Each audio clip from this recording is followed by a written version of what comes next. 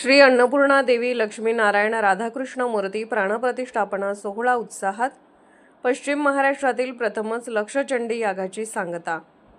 जयसिंगपूर येथील श्री स्वामी समर्थ दरबार मंदिरात श्री अन्नपूर्णा देवी, श्री लक्ष्मीनारायण व श्री राधाकृष्ण मूर्तीचा प्राणप्रतिष्ठापना सोहळा भक्तिमय वातावरणात मोठ्या उत्साहात पार पडला. संत महंतांच्या सानिध्यात व हजारो भाविकांच्या उपस्थितीत हा धार्मिक सोहळा संपन्न झाला. प्राणप्रतिष्ठापनानंतर रात्री उशिरापर्यंत पंचक्रोशीतील भाविकांनी दर्शनासाठी मोठी गर्दी केली होती.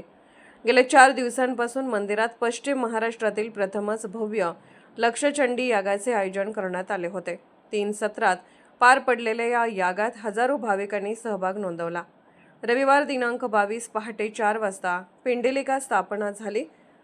त्यानंतर करवीर पीठाचे जगद्गुरू शंकराचार्य महाराज यांच्या हस्ते मूर्तीची प्राणप्रतिष्ठापना विधिवत पार पडली.